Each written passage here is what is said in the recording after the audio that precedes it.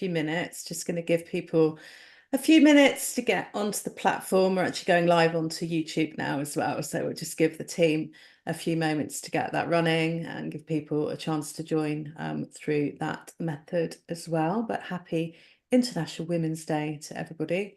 We'll get started in about 2 minutes. We're not going to have the chat on today on the Zoom platform, but the Q&A section is open. Should you've got a question for myself or anyone on the panel today, do feel free to ask. We would love to have your questions.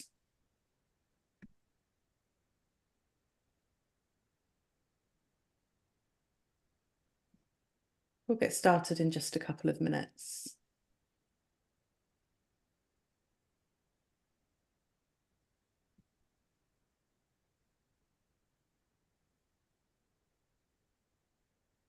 Hello, everyone that's joining. We're going to get started in just a couple of minutes, just waiting to have everybody here, or nearly everyone here, before we get going today.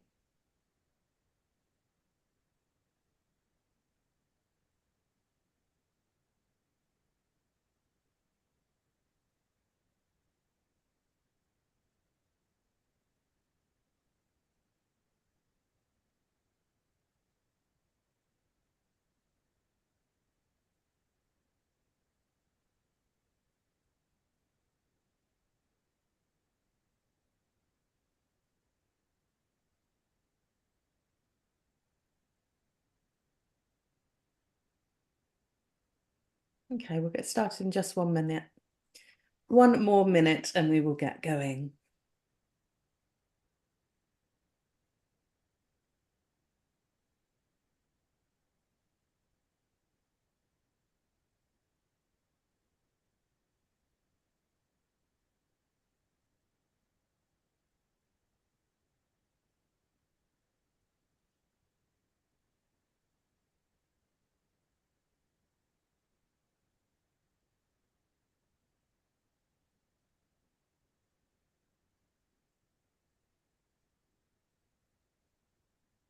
Okay, I think it's time we got started. So, hello, I'm Helen Beale. It's my pleasure to welcome you to today's very special panel in honour of International Women's Day. Today, we'll be talking about how upskilling inspires inclusion. I head up the ambassador programme here at PeopleCert.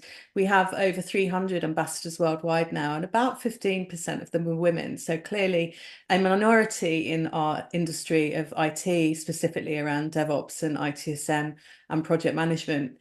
And I think life is still more difficult often for women, even in 2024. I was reading an article earlier on today, published on purpose, of course, today, headlined "All the Ways Things Are Getting Worse for Women in 2024." And of course, things were happening a long time ago. In 1918, the suffragettes prevailed and we got the vote. In 1967, the Abortion Act legalised abortion under certain conditions. In 1970, the Equal Pay Act was passed into law, but we are not seeing equality in many, many ways. If we fast forward to today, progress has slowed in many ways, and some people might even say we're going backwards, certainly if we think about things like personal choice and the abortion laws, for sure.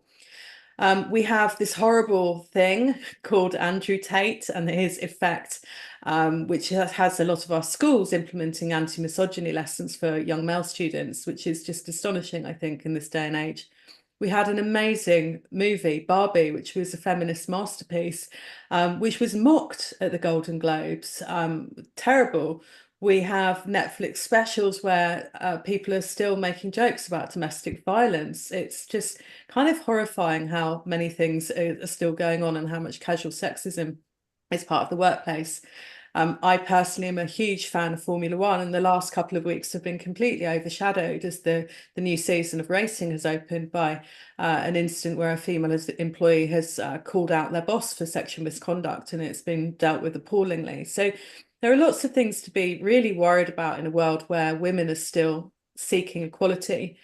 And as a minority, I think it's really important that we also think about the other minorities around us. So we think about gender and sexuality and race and religion and neurodiversity and the differently abled, or a new word that I literally just learned, intersectionality, when we're talking about inclusion. And that's the main topic about what we're going to be talking about today, this ability to create a safe space and equality for everyone around us and ourselves. So we're going to start with some introductions today. We have a panel for you of some of our female ambassadors at special 15%. So let's start with our introductions. So Pam, you were first on today, so you get to introduce yourself first. You bet. Hi, my name is Pam Young. I am currently working for Walmart Technology within the international area. Speaking today not as an official spokesperson for Walmart, but talking about women in technology in general. I'm in the New York City area, and I've been spending many years working on teams such as Women in Finance and Women with Disabilities and Family with Disabilities. So it's very, very near and dear topic to me. It's wonderful to have you here. Thanks for joining us, Pam. Carolina, you joined us next, so tell us all about yourself. Yes. So I'm Carolina. I'm a DevOps technical leader, right? Based in Uruguay, right? I have experience I have been doing mentoring for Peru and contributing as part of Women in Technology Peru organization, right? To make to see more women in technology, specifically in Peru, right? I have more than 9 years of experience in this DevOps work, and that's me.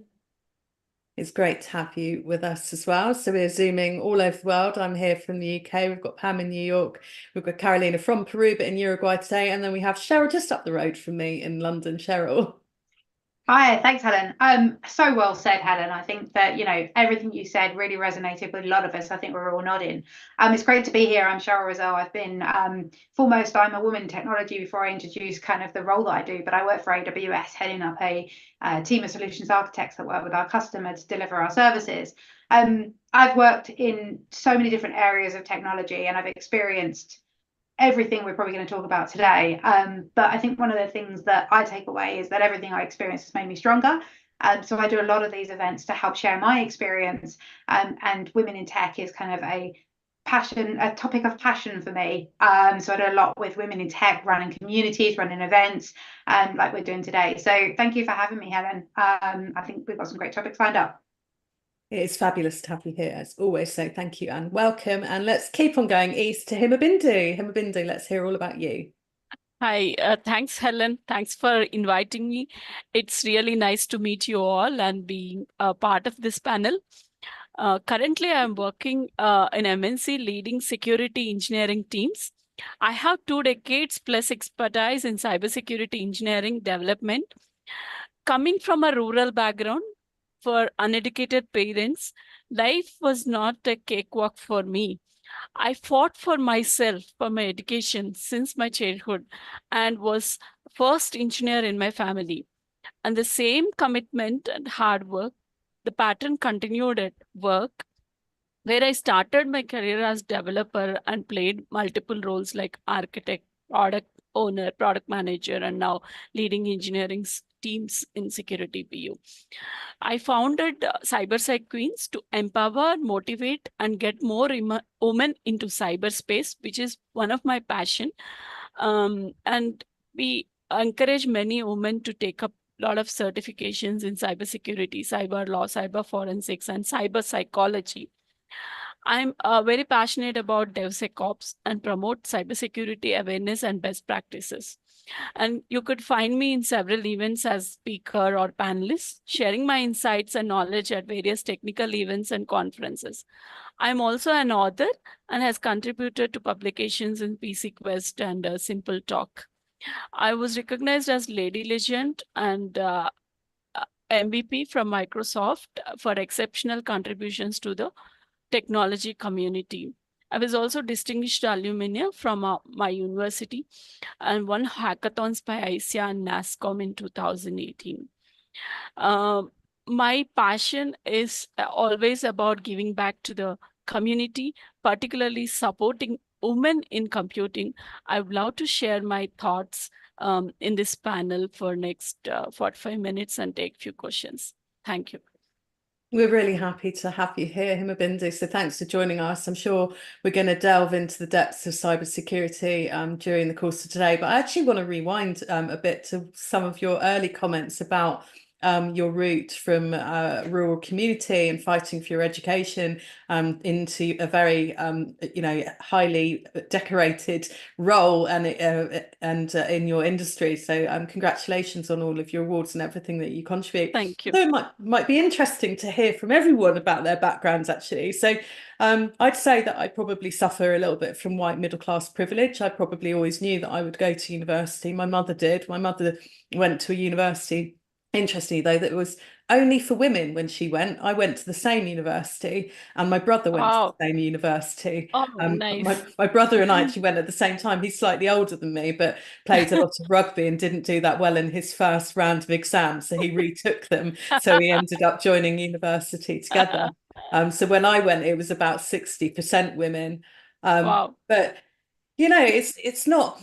I feel like I don't carry my privilege lightly. I know that I was lucky to be born in the UK, and I know that I was lucky to be born to a pilot and a teacher, both very lovely, smart parents that were very sensible about how they brought us up and had a reasonable amount of resources themselves that they were able to share with us. But I know it's not easy for everybody, and it's certainly difficult for all of us in STEM, where it's a small proportion of people. So I'd like to hear from everybody how they ended up in STEM and what their background was. I mean, I actually studied English at university, but I always had a love of computers and kind of accidentally fell into the technology industry and have loved it. But maybe start with Cheryl. Cheryl, we both are from the UK. We live in the London area. Are you suffering also from white middle class privilege, or is there something else going on with you? I don't, I'm afraid. So I came from working class parents that instilled in me a work ethic. So unfortunately, I wasn't massively academic, so I didn't get to go to universities. I left school without any GCSEs. I found myself at 16 trying to figure out what I was going to do with my life. So I took a BTEC in leisure and tourism for no other reason that it looked like it was a really cool course and everybody on the course was having so much fun. So I joined there and not really thinking about my future. From there, I took a role as I took some work experience in a gym, worked in a gym for a bit. And then I got very disheartened with, taking all my qualifications to become a gym instructor, and the fact that I did all these programs and nobody really came back to me. So I was very invested in what I did, but it seemed like that they weren't as invested as I was. At the time, my brother worked for a call center, similar to you. I kind of followed my brother. He worked for a call center and he worked for Microsoft. He told me about this company called Apple. I'd never heard of them. I'd always been the more practical, technical person in the family. So I'd kind of fix computers and I'd fix technology in the house, was fixing the TVs. And I went for an interview with Apple, started there as a receptionist. My background in a non-academic way didn't really help me because I wasn't very good at kind of spelling people's names and taking notes. But I got curiosity around the problems that people were calling in about. So this was the help desk for Apple. So when you bought an Apple product, you get 90 days free support. You bring them up and give them your problems. I started fixing the problems, and it got to a point where my boss called me in, had a word with me, that many of the calls that I was taking weren't getting through to our third and second line support. So they decided to put me on my training. I took my Apple certifications. I became a third line Apple support analyst.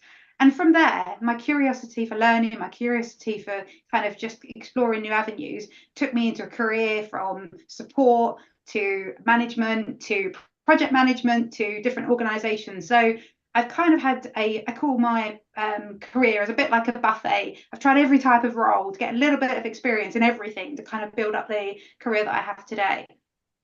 I love that. I mean, you have such a spark and an energy around you. I'm not surprised that you found your own road to where you are and so successful today. It was like written in the stars. You just need to figure out what road you were going to follow to get there. That was just such I a had no brilliant idea. story. I still don't, right? I still don't know what I want to be when I grow up. I'm just still making it up as I go along. But you have to place your strengths, don't you? Yeah, I'm a total believer in the get up every day and do your best and just like let's not plan too much. Let's just take it day by day. Carolina, what's your story? How did you end up working in this industry? Well, I think I was very curious, and I had my parents were from they worked so hard to give as much as possible for us for education to not have any issue with the childhood. But when I was 13 years old, something like that, I was very curious what I'm going to study, right? So in Peru, we usually finish the school, right? Secondary school, let's say, at 15, 16 years old, right? So at 16, we need to decide when are we going to study. So, but for those years, I was reviewing because my dad introduced me to the computer, to Google, right? When I was 6 years old, 6 or 8 years old, I don't remember exactly. But it was just Google and email, let's say. For me, that started my curiosity. And I used to ask them for computer courses, right? So when I was 13, I was searching for what I can study for doing something with computers, right? So I found systems engineer, right? But the issue here, probably it's not sure if it's a kind of similar. I'm from the hometown from Peru. It's another city that is far from the capital. Usually in the capital you have everything like universities, right?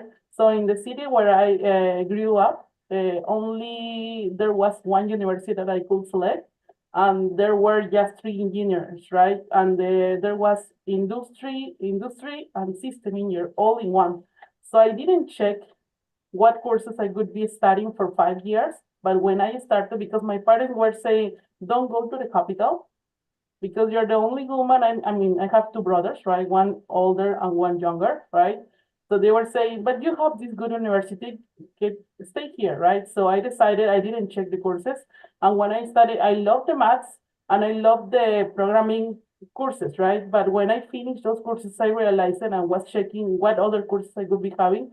All the other ones were just for industry, like chemistry, a lot of, but just for industry engineers, right? So I had to switch. After 1 year and a half, I took the decision and my parents helped me. And they were like hard, like, no, don't go to the capital because it's going to be like 15 hours away for a 1 hour flight from the city. So my mom convinced my older brother to go with me. So I was only able to go, I selected a university to study and I selected telecommunication engineers, right? Because I wanted to know how the communication for the phones and the computers and the servers came in place, right? So they didn't probably trust because they were saying, you're going to go to the capital, it's going to be very insecure, something like that. So, but at least I had their support, right? So my career, basically telecom engineering, is for going to a telecom company, right? So in United States could be Verizon, it could be AT&T, whatever, right? So I didn't realize that until I finished my university.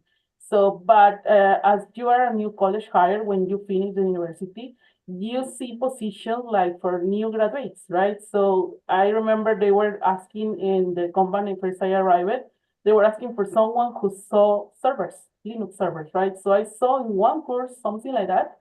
But when I started, they were looking, I mean, I was mistake. I mean, hired by mistake actually, because when I started there, they said, we wanted application server experience, not servers like Linux, something like that. So I had to learn everything. They gave me 3 months. And from that, with my curiosity, because I'm a person that I can find everything, right?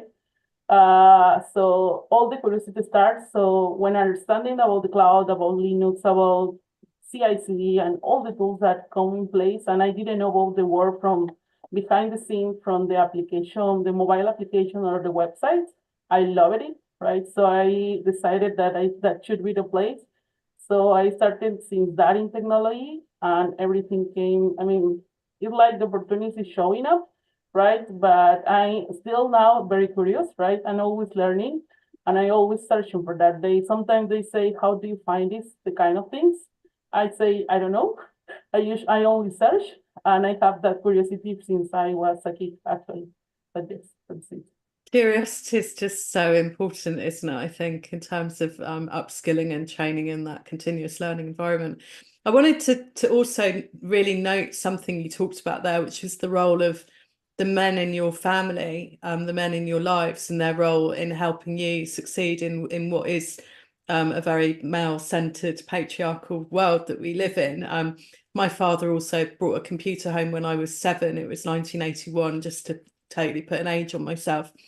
It was a ZX81, if anybody else remembers those, and that was my first experience of a computer, and I used to play on that and learn to code on that when I was quite little. And I think that influence of our fathers is probably quite important, and if we are ever going to solve this problem that we have in our industry of having such low representation of the female gender in our industry, we have to ask our men to help us. We have to ask the fathers and the men in our industry to show their daughters in particular what a cool place this is to work, because I love it, and I honestly wouldn't work anywhere else, because it's so exciting. As you say, Caroline, if you're curious, you want to know how this stuff works, and it's so fast moving, and everything we've got happening with things like generative AI in the last few months, although it's overhyped, it's been a really exciting time to be here. And it's been a time where you can talk to your friends that don't work in the industry, and they actually want to know a bit about what you do, because they're starting to understand a bit more about what we do. But I think, there is a big call, we need the guys to help us. I talked earlier about the problems that they're having in Formula One at the moment. And I was on X, formerly known as Twitter, earlier on, which is always great for watching these kind of news stories emerge. And actually was really buoyed up this morning by the amount of men that were retweeting a meme about how the sexual misconduct accusation cannot be treated as noise and distraction, which is what some of the men in that particular industry are trying to do at the moment. But it felt, as a woman, it felt so great having so many men standing behind us and trying to support us. So I think, it's great to get all the girls together and have these conversations, but we need our men to support us as well. So Pam, we haven't heard your story yet. So how did it work out for you? How did you end up here today? Well, my father was a big inspiration. He had There you 3 go. daughters. Yeah. Yeah. So, he said there was never a concept of you can't do something. He was very, very supportive, and I think a leader in his time for that. Additionally, I've had a really good series of both women and men mentors along the way. So I started out after college working in AT&T in sales, and even though that wasn't my forte, I did get more into the technology. Moved to a semiconductor company in contracts that moved then into software. And my boss was a mentor. Her and her husband, it was a startup company that went public and was very successful, and then was sold further on down the line. But both her and her husband were mentors to me. Her husband, while I was working in contracts, and then gave me the opportunity to work in software. And so I had an opportunity to go roll out a global ERP implementation to 7 countries. And it was a great opportunity to be in the UK, Japan, Germany, Taiwan, and then across the United States. And there was really no idea, because being a small company, that everyone did everything. So you just assumed, and you grew further from that. So that was a great segue, because from there I moved into Oracle and had a great opportunity for many, many years to lead some of the largest financial services companies in customer success and with their software, and moving from on-prem to the cloud. And again, a very strong male manager who promoted his females and felt that everybody had a right, as long as you had a motivation and ambition. And he motivated me to go back and get my MBA 25 years later, which was a real interesting challenge, but it was a good challenge because then that furthered my career into other companies, some small DevOps startups, Chef Software, and larger PagerDuty, and then on to AWS, and then on to where I am today at Walmart Technology. All along the way, also giving me motivation to also give back. So I've been on the board of PMI New York City, and PMI Southern New England chapter. And in those roles as a VP of membership, I had an opportunity to then find other women who also wanted to step up. So I felt I was able to give back a little bit in order to go ahead and move forward. And it's just been a wonderful give and take throughout my career. I've been very fortunate to have very supportive and not an idea of you can't. It's just how you can and how can we bring you there. And upskilling was really important because along the way, I know we talked about it before we moved into this panel, is certifications. I've got certifications for cloud architect. I have cloud certifications for cloud principles. Wherever you're at, making sure not only that you empower yourself, but you're the example, because you never know who's looking at you. One of my associates was an admin, and she said, I felt like if you can do this, what can we all do? And I thought about that because I thought, I'm not sure exactly what that's saying, but she meant it as a very positive thing that I never thought I could aspire to. Because, we all started at lower level jobs. I started as a waitress and decided that was a really hard job to do, and I never wanted to do it again. And it was a really motivating thing for me, working my way up in some of my careers, to say, I know what I don't want to do. And how do I get out of that? I have to be that motivation behind it. I can ask for support, but I have to be that driver.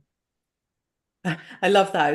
It's almost like a backhanded compliment, isn't it? Like, well, if you can do it, anyone can do it. But it's like, I think what she probably meant a little bit more is like she saw a woman with the keys to the castle, whereas what we're used to is relying on the men to open the doors for us. But what we're hoping for is a world where everyone has the keys and everyone can open the doors for each other. And that's kind of what we're missing a little bit at the minute.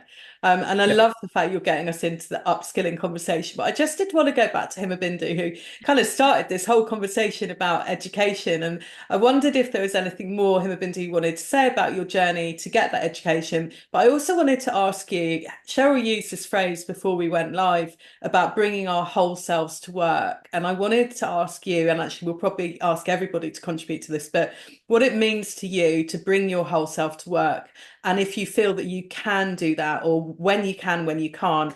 But first of all, is there anything else that we should know about that fight you made for your education? Yeah, sure, Helen. So as I mentioned, right, I'm from a rural village where my parents are not that much educated. Me and my sister, we both were women. So I'm from India, and when we come to the rural village, the mindset of the people and the culture is they're okay to invest on girls' marriage than girls' education. So girls' education is the one that's a least priority, but if it is for a boy, they're okay to invest even though they're not able to afford it. So from that background, I was always stood in class, school first, class first, and a meritorious student. And I expressed my interest for the higher studies, but it was always the option was I went to a government school where it has till 7th standard, and after that I have to travel to the next village for the 10th standard, and it is not okay for the girl to travel. So from that background, so I have found an opportunity where someone sponsored based on my merit marks, that where I studied in a boarding school, Christian missionary school, where they have helped me to learn values and leadership and integrity, honesty, and everything. They recognize the leadership. So once for our annual day, one of the speaker, she was also a woman, but I really got inspired by her. She was talking about, I was 12 or 13 years old at the time, but she was talking next 10 to 15 years, by sitting at home, you can, within one click, you can order everything to your home, your groceries, your whatever. So e-commerce is ruling the world. I was like, how is this possible? How is this possible? So after the talk, I went to her and asked, how is this possible? How do they develop that application? Because I was very good at maths. So I asked her how I will be part of the team that is building that application or infrastructure. So she was very impressed. Then she said, you have to be an engineer to do that. So then I said, oh, I have to become an engineer. So that's the determination I had at that time. But I do not know what exam I have to write, where to go, whom to contact, what's the amount that is needed to get there. Nothing I know. But I only have one goal, that I have to be an engineer, because I want to be part of the team that is developing this inspiring application that is going to be a next revolution for the people. So, and if I look back, fast forward 30 years, now I'm sitting at home ordering everything. So whatever I was able, I mean, I was dreaming at that time, how is this possible? This is like a miracle. But now it is happening. So it's not a cakewalk. After that, I got seat in engineering, merit seat without, I mean, and then my father's brother, I'm extremely grateful to him. And for whatever I have, it is because of him.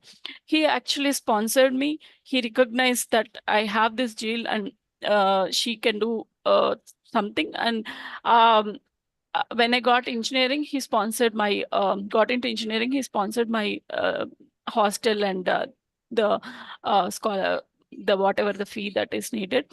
At that time, it was really tough, because till that time, my education was all girls, school, girls. That's a co-ed first time.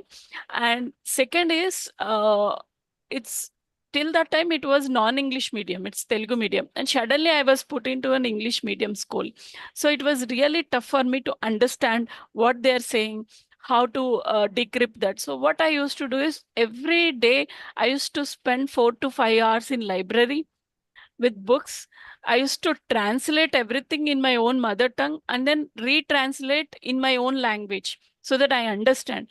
I used to prepare my own notes and assignments. That really helped me, though I don't study much, but since I prepared my own notes, it really helped me during exams. Even though I don't prepare at the time of exams, since I have already prepared on my own, I used to memorize. So that really helped. I think what I want to say is, if we have a goal, and we will figure out the way, and world is full of opportunities, and you will get into there. So once I had the engineer, I have completed the engineering, the pattern continued. I always excelled in wherever I joined. I started as a developer, and I worked for a startup. There I learned everything. I used to do everything. And that time we don't have ChatGPT or blogs, or even Google search will not give anything to solve. So lot of problems, it used to take sometimes months or weeks to provide a solution. So once I found a solution, what I used to do is, I used to write a blog. I used to document it and publish it in Wiki. I have my own blog at that time. So somebody else in the globe got the same problem. They used to read my blog and they used to solve it in minutes. So they used to write to me like, thank you so much, Hima, for your help. It really saved my day.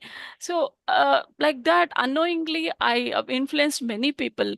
And one day I saw my uh, profile and picture in Microsoft website. I was really, it was like a pleasant surprise. They awarded me as MVP, like a passionate advocate to Microsoft, because my work is related to Microsoft technologies. I didn't know what is MVP and what is that award. That is that is an award given by Microsoft for the people who work outside the Microsoft, but they contribute to community and deliver this exceptional leadership skills. So I was one of the 2 women in the globe at that time. So I was really surprised, and I have attended Bill Gates Summit in 2007, meeting all worldwide MVPs globally across all the countries at the age of 24 at that time. So all I want to say is, when we have the determination and hard work, you will figure out the way and you will find out the doors.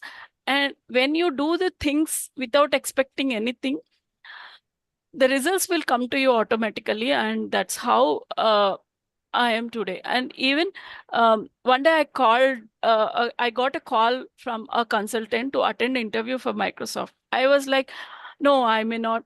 My English is not that much good. I may not get into Microsoft. So I was always reluctant to go. Since he was calling like 4 or 5 times, I went and attended the interview. From morning 9 o'clock to evening 5 o'clock, there was like 7 series of interviews. And evening, I have Microsoft offer in my hand. So then, then, then, then I thought that I didn't realize my potential. It in this case, this is a consultant who upskilled me. Just attend. At most, at most you will be rejected. That's it, right? You just come and attend for 1 hour. So, and it was complex interview, and one after the other, one after the other. End of the day, I got an offer, which was my dream company.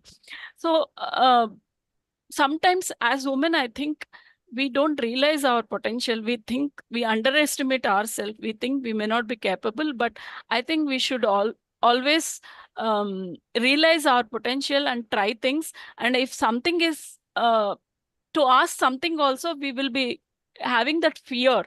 Oh, if they say no, then I can't accept. I think we should be prepared to accept no, but we should always try whatever we need and ask and get the things. So, working for big companies like Microsoft, Wells Fargo, and now in OpenText, and leading global teams from Europe, US, Canada, and also traveling many countries. I think I feel really blessed from where I started, from a global, from a rural village to leading global teams of teams now. It's all in our hands how we can make our life and career.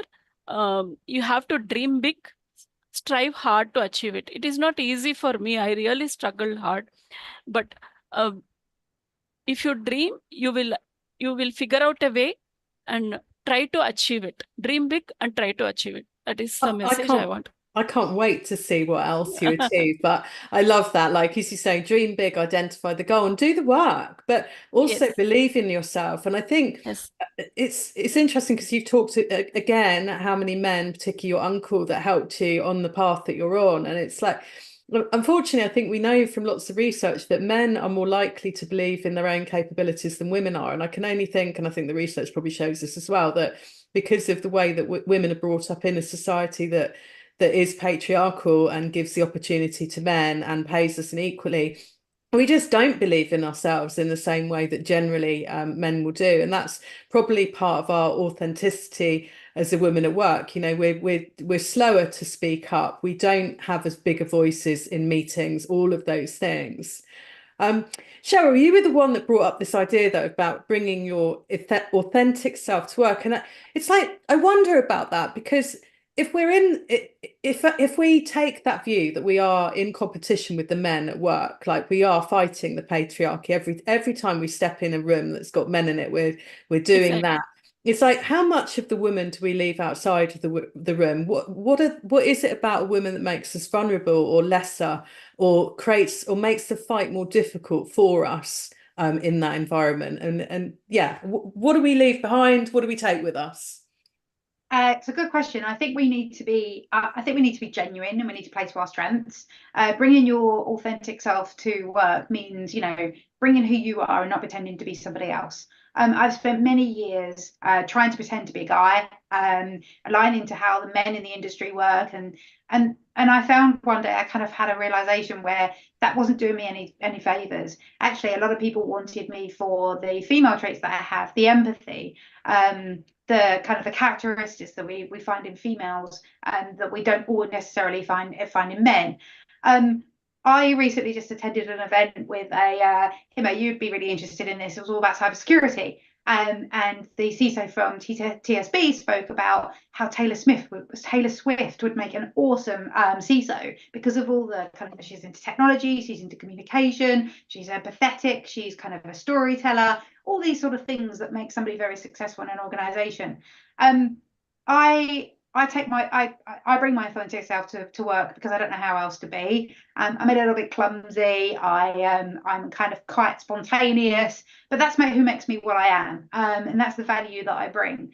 And if it doesn't work for an organization, then it's not the right fit for me. And I found myself in my career working in positions where I realized that maybe I wasn't a good fit, maybe my skills that I bring, the organization needs different skills. And that's when I feel that it's time for me kind of to part way with that organization. And that's okay. Not every organization is going to need a Cheryl in them. So you have to be genuine to yourself. You have to play to your strengths, and only you know what they are.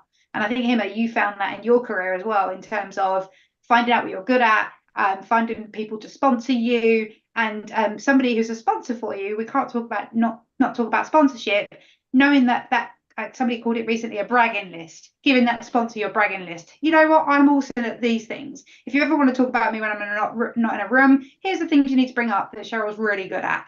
And I think that's something that we need to do more of.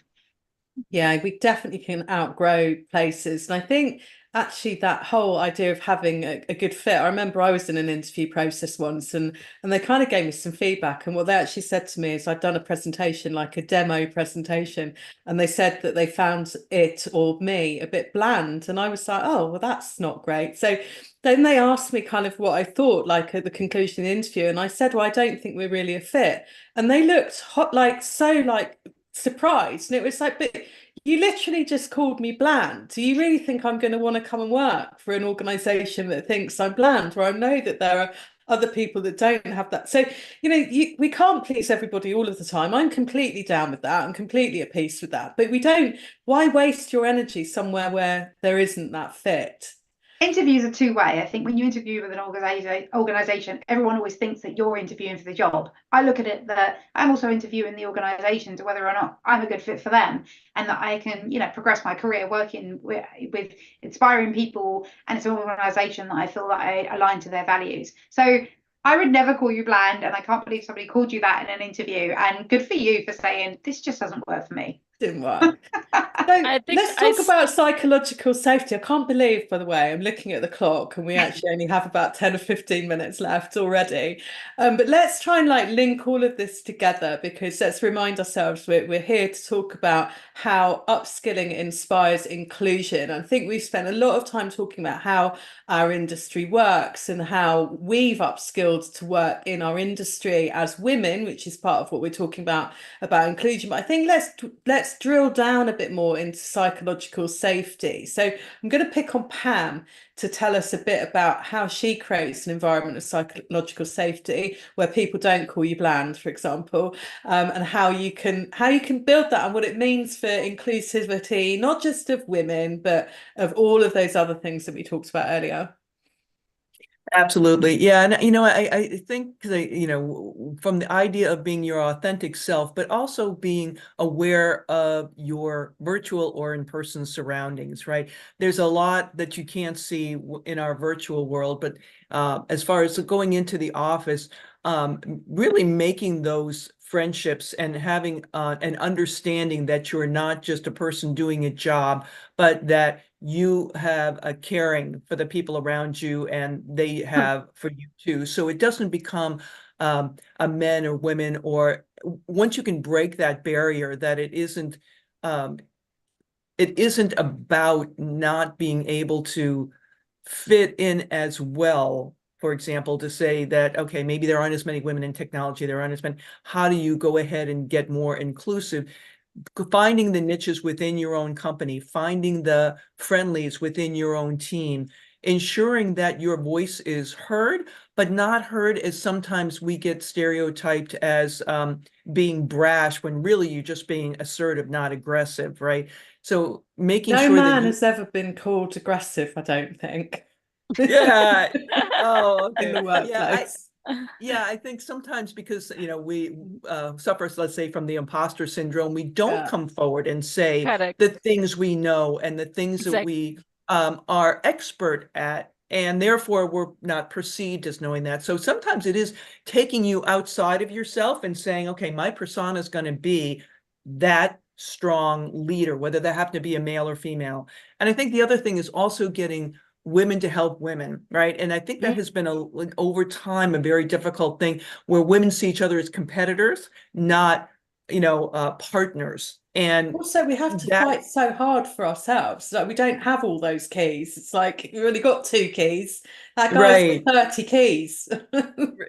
Exactly. So I think those are some of the ways that we can inspire, is trying to break down some of those barriers, make some friends, have those mentors, and then just making sure that even if we don't feel like we're the leaders, we are the leaders, and going in there, and then you can leave the office, take a big sigh, say, oh my gosh, I can't believe they're going to see the real me is not the real me. It is the real you. So it is a lot of, I think, coming to terms with you're stronger than you think you are, but have somebody who you feel you can bounce it off of to make sure that you're really trending in that right direction. Sometimes it means leaving the company you're working with because Often. the person isn't the fit isn't the right fit. You've grown out of the fit. They've grown out of what they want for your role.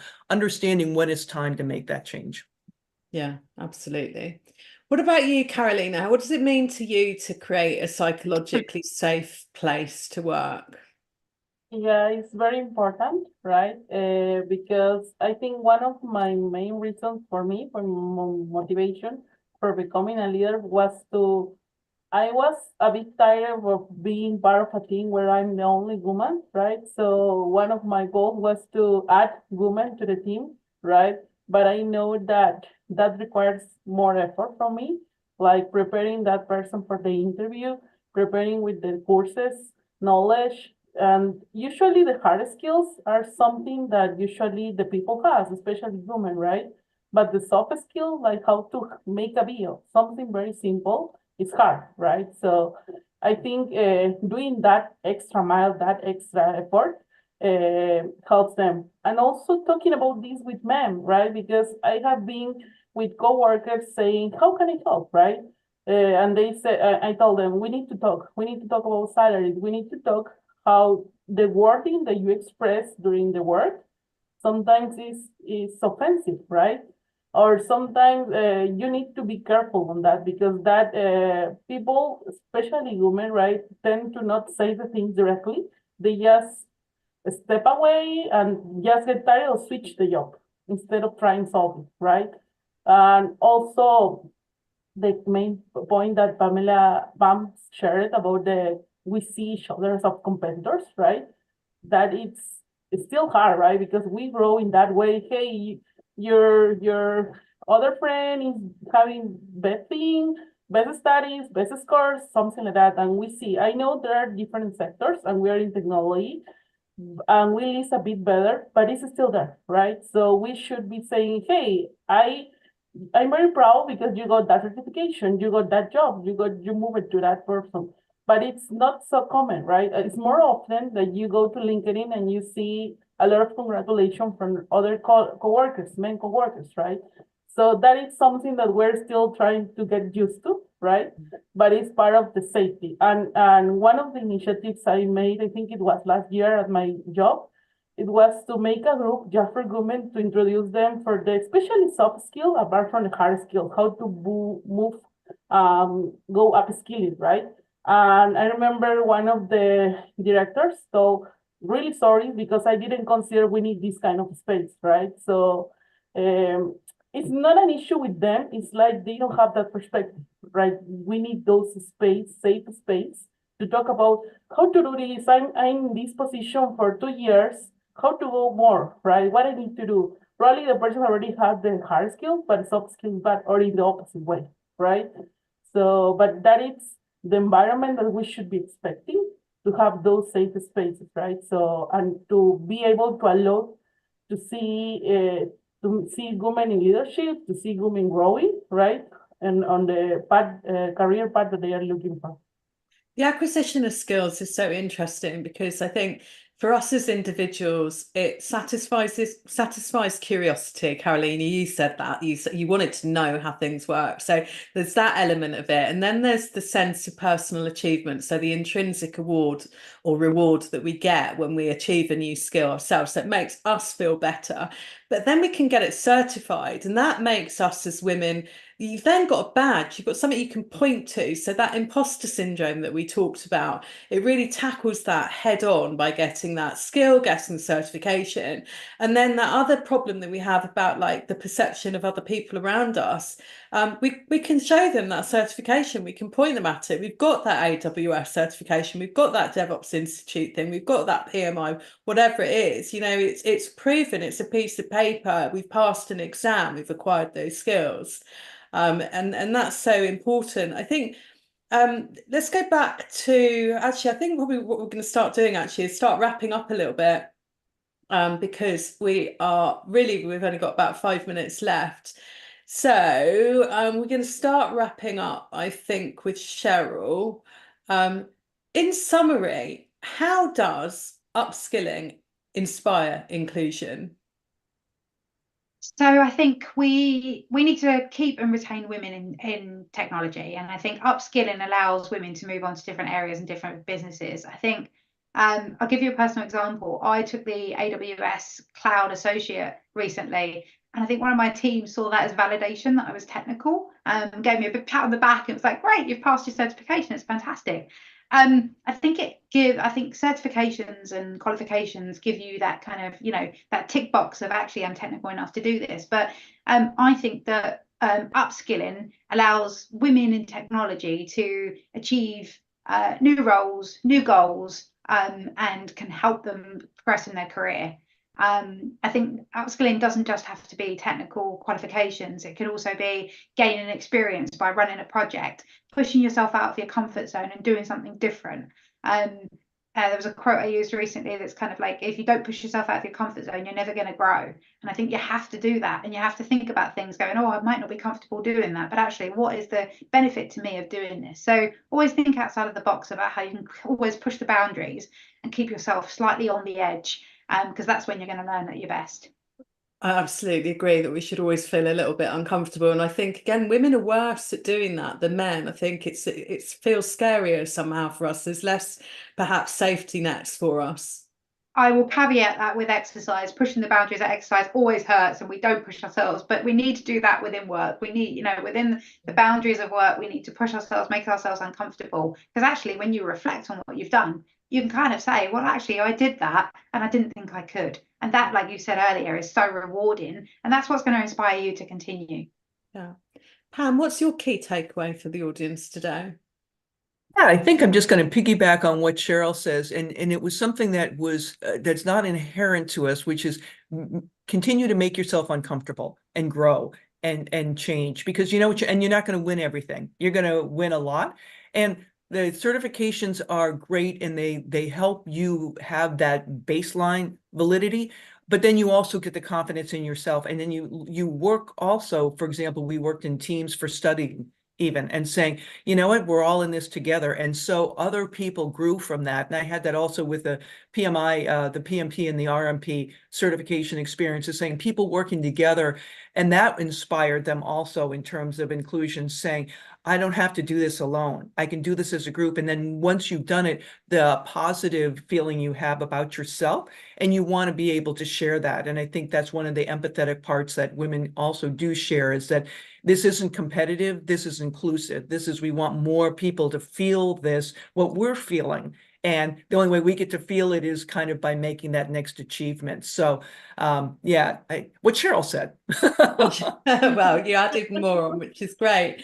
Himabindi said, dream big, work hard, believe in yourself. Himabindi, what else would you say to our audience today? Yeah, to summarize, I kind of agree with Cheryl, and second Palm says whatever I think they covered pretty much. I think to summarize, we have to build trust within the team through integrity, transparency, and consistency, and empathy. I have actually a lot of, 33% of my team is women.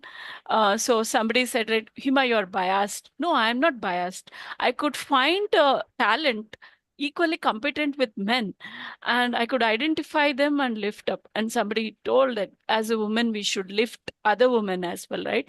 And imposter syndrome, yeah, we don't realize our potential, and always we think of, if I ask something, what will the other members think of me?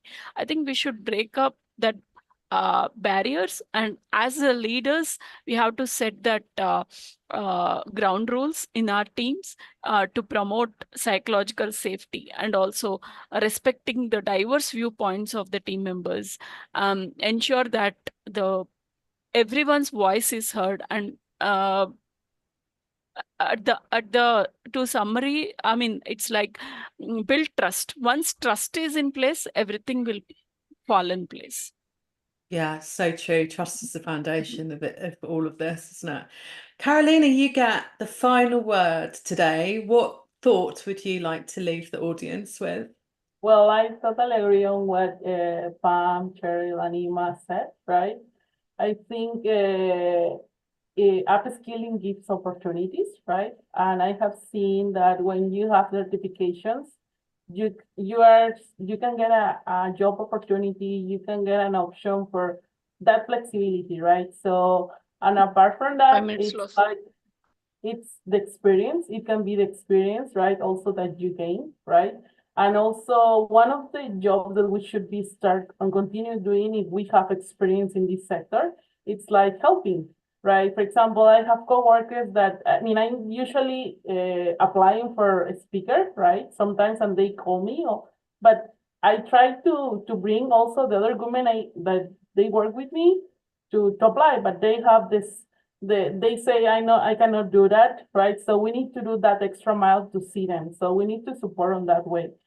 Because I told them, right? So you know how the knowledge, you have the technical knowledge, right? So just share it like a normal meeting, work meeting, right? So it's going to, and also it's good to say that probably each of us, at least one person came to us saying, hey, you motivating me. You inspired me to start on this. You inspired me to do a talk, right? So we don't know, I mean, it's really glad to receive that, right? Because that is the goal, right? That we're studying, we're getting experience for showing to have role models.